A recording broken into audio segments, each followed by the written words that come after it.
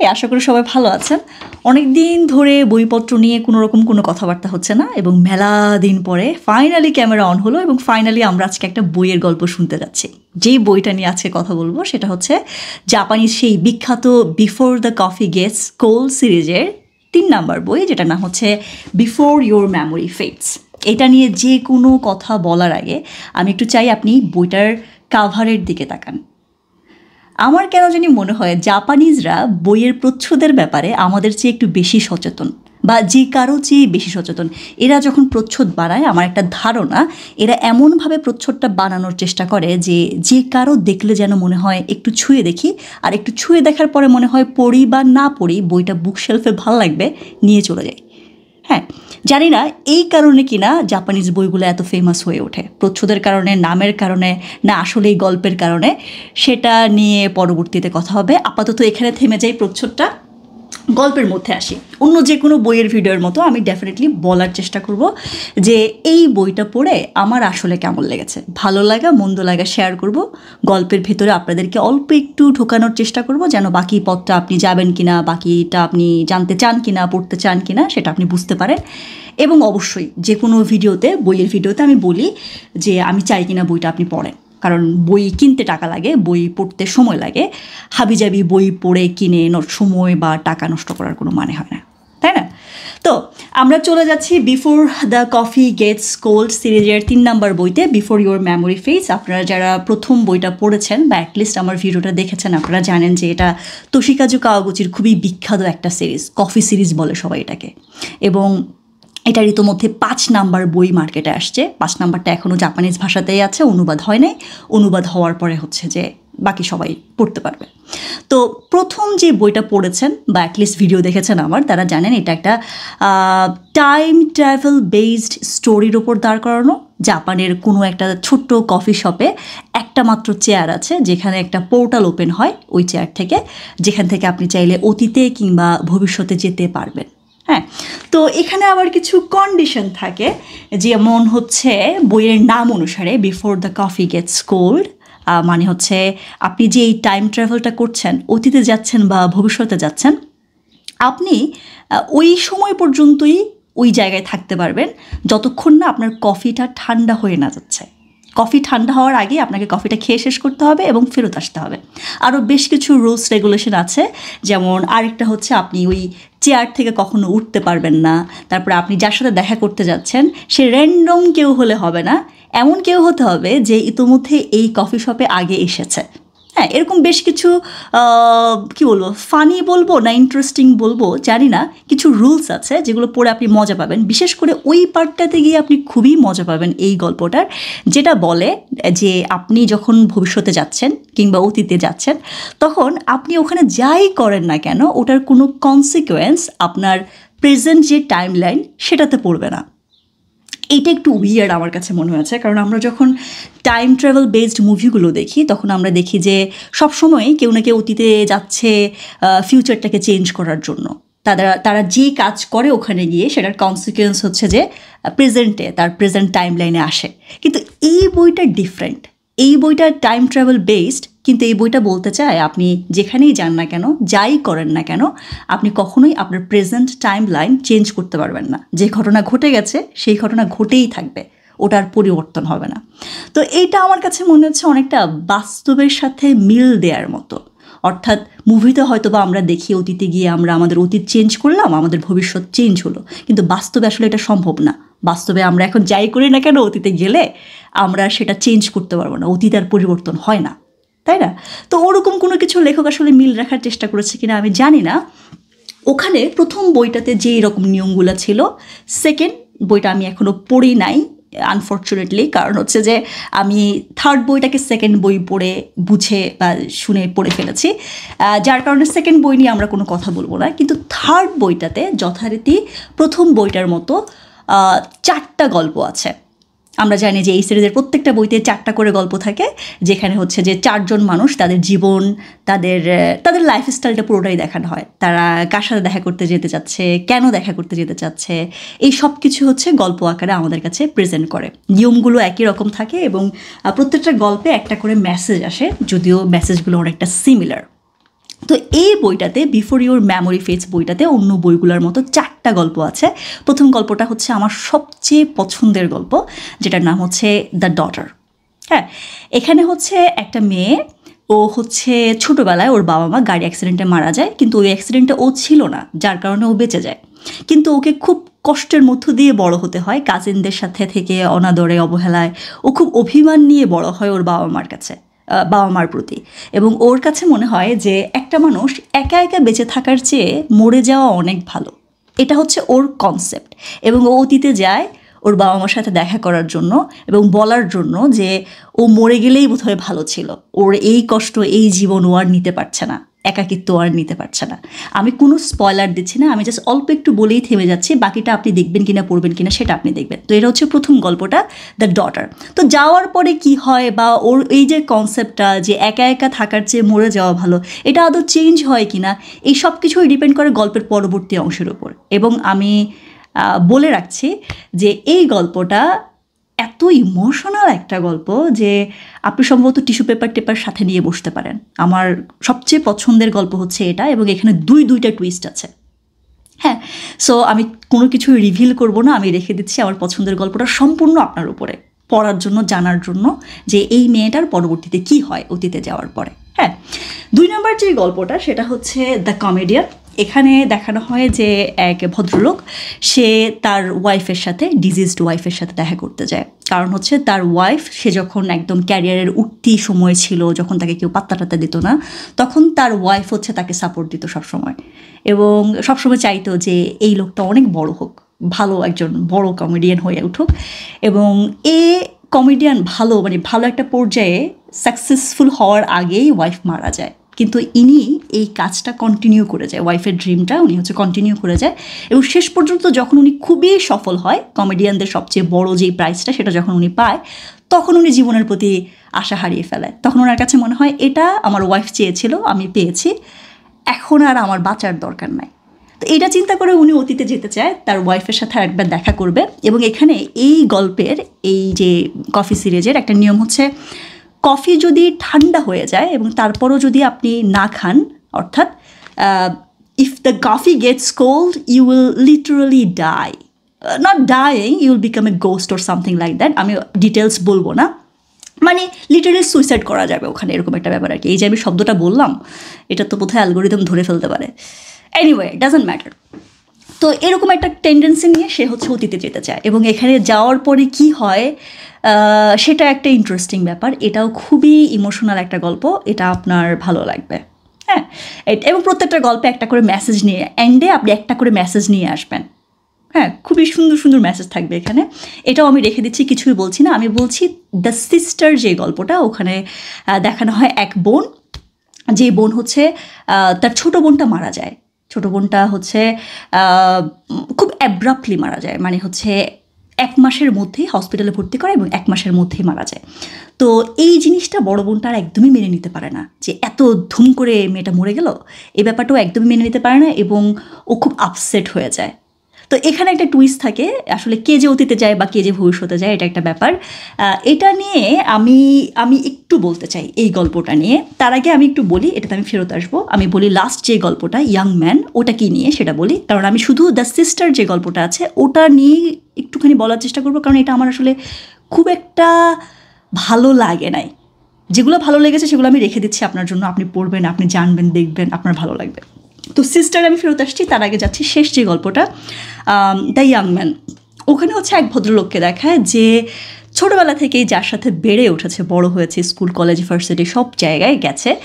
একটা সময় গিয়ে সে আবিষ্কার করে যে সে আসলে ওই মানুষটাকে পছন্দ করে, কিন্তু কখনোই বলা হয় না। এবং সে এমন একটা মুহূর্তে এই ব্যাপারটা বুঝতে পারে যখন ওই মানুষটার হাতে আর বেশি সময় নেই, তারও খুব বড় ধরনের একটা অসুখ হয়েছে। তো ব্যাপারটা এরকম যে হয়তোবা সে বলবে, এই প্রপোজটা সে বলবে একবার যে হ্যাঁ তোমার প্রতি আমার এই ফিলিংগুলো আছে, কিন্তু বললেই বা কি, এটা খুব সাময়িক মুহূর্তের জন্য, হয়তোবা এদের আসলে কোনো ফিউচার এন্ডিং, যেটা হ্যাঁ হ্যাপি এন্ডিং হয়তোবা হবে না, কিন্তু তারপরেও সে বলতে চায়। হ্যাঁ, এরকম একটা খুব চমৎকার একটা স্টোরির উপর দাঁড় করানো, এটাও আপনার ভালো লাগবে। অ্যান্ড মেসেজটা আপনার খুবই ভালো লাগবে। হ্যাঁ, একটা মুহূর্তের জন্য হলেও মানুষ আসলে সুখী হতে চায়, অল্প কিছুক্ষণের জন্য হলেও। তো আমি যেটাতে ফেরত আসতে চাচ্ছি সেটা হচ্ছে দ্য সিস্টার বইটা, গল্পটা। ওখানে ওই যে বললাম যে বড় বোনটা এই ব্যাপারটা কিছুতেই মেনে নিতে পারে না যে ছোটো বোনটা মাত্র 1 মাসের মধ্যে ধুম করে মরে গেল। তো এই গল্পটা কেন জানি আমার কাছে মনে হয়েছে লেখক দৌড়ের উপর ছিল, হ্যাঁ, নয় আমি দৌড়ের উপর ছিলাম। কারণ যখন আমরা মুভি দেখি তখন হচ্ছে মুভিতে কিন্তু অনেক কিছুর উপর ডিপেন্ড করে যে মুভিটা আমাদের ভালো লাগবে কিনা। স্পেশালি গল্পের উপর না যতটা ডিপেন্ড করে তার চেয়েও বেশি আসলে ডিপেন্ড করে ক্যারেক্টারের উপর। ক্যারেক্টার কত ভালো অভিনয় করছে, তাদের কথা আমরা শুনতে পাই, ফেসিয়াল এক্সপ্রেশন দেখতে পাই, তাদের প্রতি আমাদের একটা অ্যাটাচমেন্ট তৈরি হয় অভিনয়ের উপরে। কিন্তু যখন আমরা বই পড়ি তখন কিন্তু আমরা ওই ক্যারেক্টারকে আর দেখতে পাই না, ক্যারেক্টারের কথা আমরা শুনতে পাই না, কোনো ফেসিয়াল এক্সপ্রেশন আমরা দেখতে পাই না। তখন পুরো জিনিসটাই ডিপেন্ড করে লেখকের উপর। লেখক কত ভালোভাবে তার পাঠককে লিড করতে পারছে, গল্পের ভেতরে ঢুকাতে পারছে, ক্যারেক্টারের সাথে অ্যাটাচ করতে পারছে। আমরা যখন বই পড়ি তখন আমরা মুভির মতো না দেখলেও আমাদের মাথায় কিন্তু ওই ক্যারেক্টারগুলো বিল্ড হতে থাকে এবং ওই ঘটনাটা আমরা কিন্তু দেখি, আমাদের মাথার মধ্যে চলতে থাকে। এবং সেটা যদি লেখক ভালোভাবে লিড করতে না পারে তখন ওটা যত ইমোশনাল করার চেষ্টা করা হোক না কেন, যদি আমি সেই ইমোশনটা ফিল না করি তাহলে ওই জিনিসটা আমার কাছে খুব একটা ভালো লাগবে না। এবং আমার কাছে মনে হয়েছে এই ক্ষেত্রেও কত সেন্সিটিভ একটা ইস্যু যে ছোটো বোন মারা গেছে, বড় বোন সেটা একদমই মেনে নিতে পারছে না, একদম অসুস্থ হয়ে গেছে টাইপ অবস্থা। এই জিনিসটা পর্যন্ত আমি একদমই ফিল করতে পারি নাই, কারণ আমার কাছে মনে হচ্ছে আবেগ দেখানোর চেষ্টা করা হয়েছে অথচ কিছুটা ফ্যাক্টলেস হয়ে গেছে। এর আগের যে বইটা, প্রথম বইটাতেও কিন্তু এরকম একটা ব্যাপার স্যাপার ছিল, যারা প্রথম ভিডিওটা দেখেছেন তারা জানবেন। তো এখানে হয়েছে কি, ছোটো বোনটা যখন মারা যাবে সে জানতো তার হাতে 1 মাস সময় আছে। তো ওই ফ্যামিলিতে এই 2টা বোনই, আর কেউ নেই, বড় বোনটা আর ছোটো বোনটা, এই 2জন। তো ছোটো বোনটা যখন জানতে পারে যে ও মারা যাবে, ও না ওর বড় বোনকে আর এটা জানাতে চায় না যে আর মাত্র 1 মাসের মধ্যে ও মারা যাবে।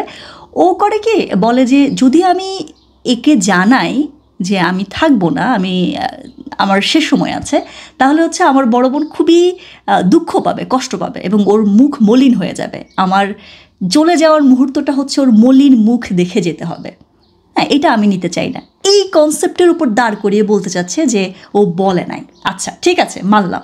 কিন্তু এখানে আবার বলা হয়েছে ওর যে ডাক্তার ছিল সে সামহাও ডাক্তারকেও কনভিন্স করেছে যে তার বড় বোনকে না জানাতে, যে তার হাতে আর 1 মাস মাত্র সময় আছে। তো আমার কাছে না ব্যাপারটা খুব উইয়ার্ড লেগেছে। প্রথম কথা হচ্ছে যে আসলেই আমি যদি অসুস্থ হই এবং আমার যদি একটা মাত্র গার্ডিয়ান থাকে, একটা মাত্র বোন থাকে, তাকে কি আমি আসলে বলবো না যে আমার এত লিমিটেড টাইম আছে?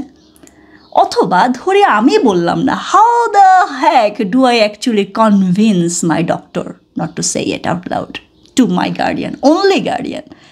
তো এই ব্যাপারটার কারণে কিনা জানি না আমার না এই গল্পটা সত্যি বলি আমার পড়তে গিয়ে আমার না ঝিমানি আসছিল। আমার কাছে মনে হচ্ছে I can't feel you guys no matter how much you want me to.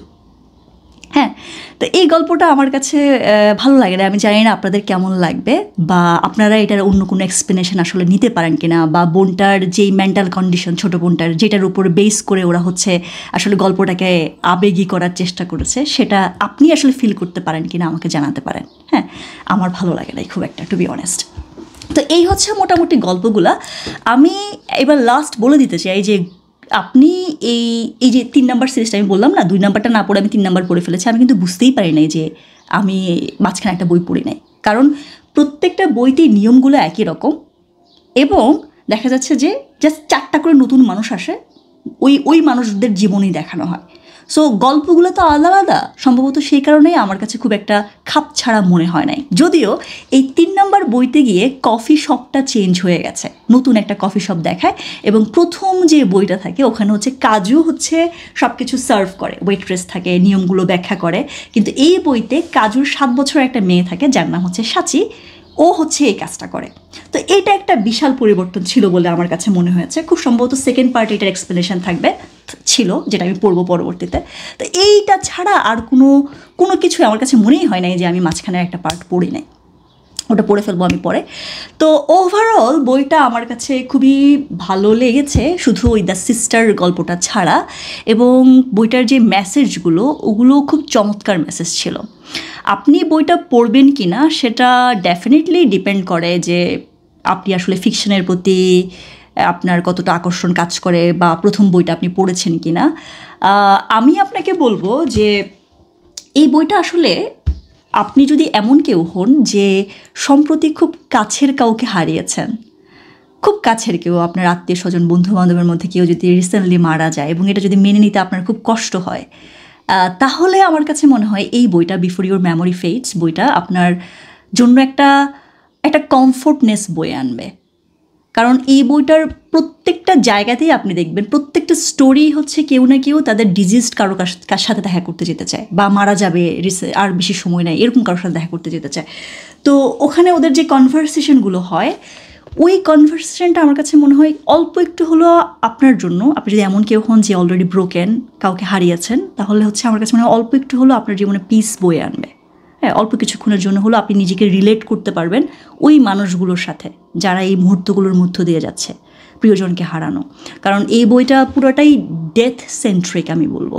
হ্যাঁ, এবং পুরো বইয়ের শেষ মেসেজটা দিয়ে আমি শেষ করে দিই। বইয়ের 19-20 মেসেজ আছে, প্রত্যেকটা গল্পেরই 19-20 অল্প স্বল্প মানে তফাৎ তো থাকবেই, কিন্তু মূল মেসেজগুলোই ছিল এরকম যে হ্যাঁ, আমরা আমাদের পাস্ট চেঞ্জ করতে পারবো না, তার মানে এই না যে আমরা আমাদের ফিউচারটার জন্য কাজ করব না। এবং যখন আমাদের কাছের কেউ মারা যায়, তার মানে কিন্তু লেখকের মেসেজ এটা ছিল, তার মানে কিন্তু এইটা না যে তারা গন, তারা আমরা যতদিন বেঁচে আছি আমাদের মধ্যে, আমাদের হৃদয়ে তারা থাকে। হ্যাঁ, এবং তারা যদি বেঁচে থাকতো তারা অবশ্যই চাইতো যে আমরা হ্যাপি থাকি। হ্যাঁ, সো তাদের জন্য হলেও নিজের জন্য হলেও আমাদের এই মৃত্যুটাকে আমাদেরকে হচ্ছে অ্যাকসেপ্ট করে নিতে হবে এবং আমাদেরকে সামনে এগুতে হবে। হ্যাঁ, নো ম্যাটার হোয়াট।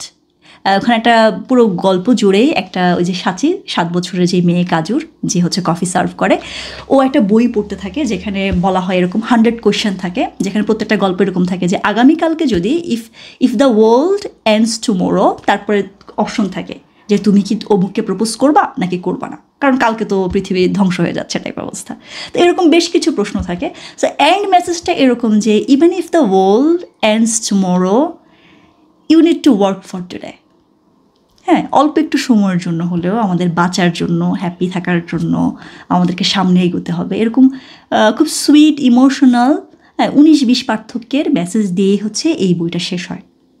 তো আমার বইটা ভালো লেগেছে শুধু একটা গল্প ছাড়া। আমার কাছে মনে হয় আপনি প্রথম বইটা পড়লে ডেফিনেটলি আপনি হয়তো বা সেকেন্ড বইটাও পড়ে ফেলেছেন, আমার চেয়ে আর ভালো বলতে পারবেন। থার্ড বইটা আমার কাছে মনে হচ্ছে, আসলে সত্যি বলতে আমার কাছে মনে হচ্ছে প্রথম বইটাকেও ছাপিয়ে গেছে। প্রথম বইটা আমার যত ভালো লেগেছে, থার্ড বইটা স্পেশালি প্রথম গল্পটা, দ্য ডটার গল্পটা, you gonna love this story. হ্যাঁ, so yes, I think you should buy this book. হ্যাঁ, and I hope it brings you at least a little bit of peace, যদি আপনি কাউকে হারিয়ে থাকেন ইতোমধ্যে বা সম্প্রতি। হ্যাঁ, সো এই হচ্ছে কথাবার্তা। আমি সেকেন্ড পার্টটা পরবর্তীতে পড়ে ফেলবো। সেকেন্ড পার্টটা বেশি না, ছোট একটা বই। আমি দেখি আগামী সপ্তাহে চেষ্টা করব সেকেন্ড পার্টটা পড়ে ওটাতে আসলে কী বলেছে বলার চেষ্টা করব। দেখা হবে আপনার সাথে আমার পরবর্তী অন্য কোনো দিন অন্য কোনো ভিডিওতে। আমি অনেক দিন পরে ভিডিও বানিয়েছি, এখানে বসেছি, এবং এই ব্যাপারটাই আমার কাছে খুব ভালো লাগছে যে আমি ফিরে আসছি। কতদিন বই নিয়ে কথা হয় না, বই পড়ি নাই ব্যাপারটা কিন্তু তা না, অনেক বই পড়া জমে আছে, মানে একদম লিটারেলি জমে আছে বেশ কিছু বই। আমি টানা কথা বলতে পারবো যদি আমি টানা ভিডিও বানাই। কিন্তু এই যে এখানে ফিরে আসছি না, আমার খুবই ভালো লাগছে কথা বলতে। ইনশাল্লাহ দেখি এটা কন্টিনিউ করার চেষ্টা করব। আপনার সাথে আমার দেখা হবে আবার। হ্যাঁ, আল্লাহ হাফেজ।